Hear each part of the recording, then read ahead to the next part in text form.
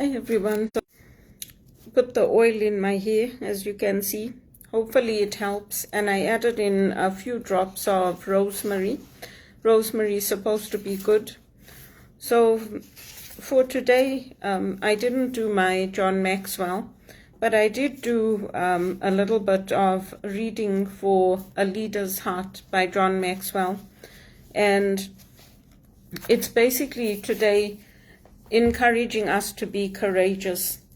If you look at great leaders, including Nelson Mandela, Ahmed Kathrada, people that we admire, I would have included Robert Mugabe, but unfortunately with the way things went in Zimbabwe, at the end, I cannot. You find that the universe shifts once people start supporting them, once people become educated or enlightened. But when we are going through that phase where nobody wants to listen, it's very, very hard. And we have to have courage to stand up for what we believe in. For many of us who have come here from Africa, we get a lot of backlash, especially when it comes to things like women's rights. Because what they consider women's rights, we don't consider women's rights. So when I was growing up, my grandmother used to tell me about how when they used to do the abortion, sometimes they never gave women a choice because the doctors used to make the determination that if this child lives, the life is going to become so unbearable that they're going to terminate the pregnancy. Sometimes the women did have a choice, but many times they didn't. And over here, we've gone through this whole thing about aborting a baby up to the time it's born. So basically killing a human life. And I got a lot of backlash on social media, on X, which used to be Twitter, on Facebook. I got a lot of hate directed at me, including people telling me to go back to Africa, or calling me backwards, things like that. Now things are shifting in America, and the Americans are shifting to promote human life. So you watch how everything will change now. And it's very hard when you're in that position, similar to how the great leaders were, whether it's Mandela or Kathrada or anybody else, because they want to threaten you, they want to put you in jail. They come after you on all sides. They come after you through work. They come after you through social media. They come after you through the church, through any means and ways that they can. So I push back. I don't keep quiet. I express my views as well because I'm not coming from this culture. I wasn't born here. So the same way they expect me to respect their culture and integrate, I expect them to respect where I'm coming from and to respect what wisdom was passed down to me. But all of us fall short, and we have to have the courage of our convictions. If we don't, we'll end up losing everything. If we don't fight for it, if we don't fight for our faith, because courage and being courageous are both contagious. And you see that in the markets. It's like when fear gets in, the markets all start to dive. The traders. When people are courageous and they have confidence, everything stays calm and everything is okay. And without courage, it doesn't matter what our intentions are, because people can't see our intentions. They can only see our actions.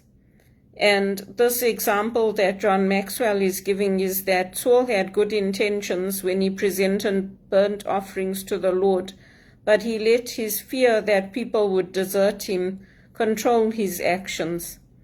So you find that in communities, you find that in families, you find that in a lot of different situations. And when we don't have courage, we become slaves to our fears, our insecurities, and the fear that Saul had led to him being replaced by David. A leader without courage will never let go of the familiar. So Saul employed a medium to ask counsel of Samuel's spirit instead of trusting in the Lord. And we find that today in many things. Like I tell you, I wear my gems, I wear my jewelry, I wear different things, but I'm not putting faith in that. There's a science behind it because it shows how they use different things, even in medicines, to help us. But ultimately, faith comes through, healing comes through when we fast, when we meditate, and when our bodies are not in an acidic state. If we're living in a state of always being under stress, like I am, you're obviously going to get sick. Because since I've come to Canada, I haven't had any job stability. I haven't had a steady income. I haven't had good paying jobs. So it's only natural that at some point I'm going to get sick or my body is going to give up on me. And so I do everything I can to fight for work, to fight for stability, to fight for getting the good paid jobs.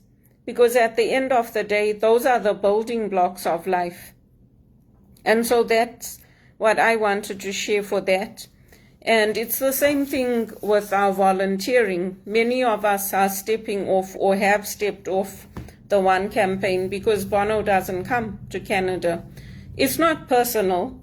And even if he takes it to the police or he takes it to whoever, it's got nothing to do with me. I'm a volunteer just like everybody else. And my relationship with the political leaders is not personal. I tweet to them, I give my opinion just like all the other volunteers do. I comment on their posts just like other people do. It's not personal. I don't have any personal relationship with Bono and his wife and his family. I don't know them. The reason that we had asked him to come and that I had asked him to come is because we are supposed to develop those personal relationships with him, with the ministers, with our prime minister. We're supposed to develop that and get to know them. But he only makes time for the Americans.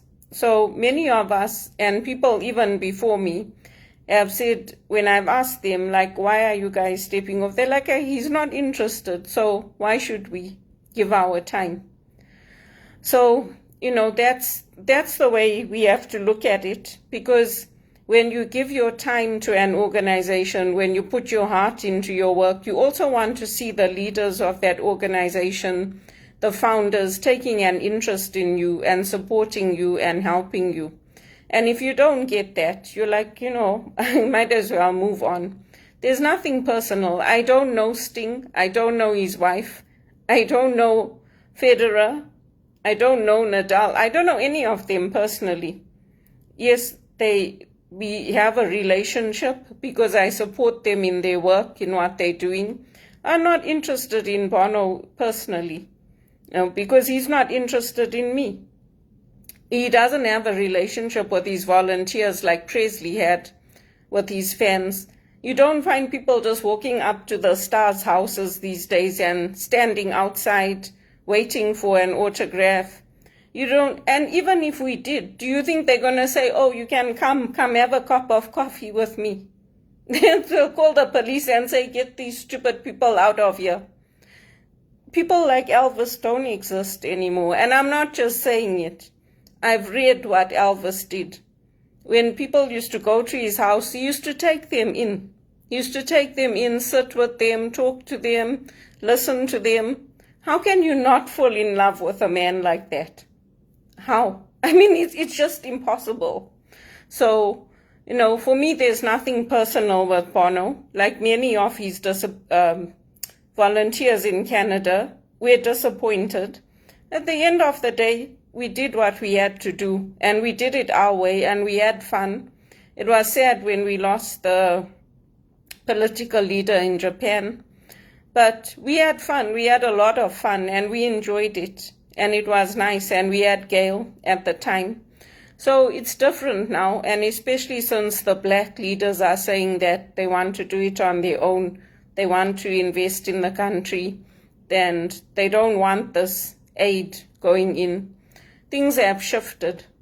So for me, I feel that that's God's opening for me to say, you made the right decision.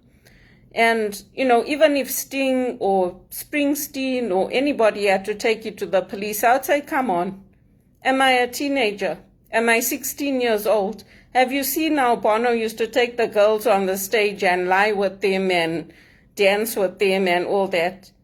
And please give me a break. That's what I would say. So it's very different. It's very different when you read about how he was, how Elvis Presley was with his fans. And you can watch the videos. You can watch the videos and see. So it's not personal. But again, you have to have the courage of your convictions, because women in Canada, they'll fight. They'll fight to abort that baby up to the time that it's born. They'll fight for it. And women who come from Africa, they'll fight to keep that baby. They'll say, we'll give it up for adoption. We're not going to abort this baby. And even if you watch like the Passover service, the Palm Sunday service, you can see the differences between Africa and here. Even when we say the Mass, there's the parts that the reader does, like where they say, crucify him and all that. We participate in that in Africa. Here we just sit and listen. So there's a lot of things that are different that you have to get used to. And for me, my volunteering with Bono is not personal. I mean, to be honest, if they really wanted to, they have those relationships to introduce their wives to the political leaders, to get them involved. It's got nothing to do with us as volunteers. Even if we've been there 20 years, it's got nothing to do with us. So it's nice that Roger Federer replies when I ask where he is. It's nice, I appreciate it, but it's not personal. I'm glad Roger loves me, but again, he's another one. He hasn't come here to Toronto. I've invited him so many times. And when Sting does come, I've never had the opportunity to meet him. So there's no personal relationship. And I'm glad they invited me when I first joined the One campaign. I was invited to join.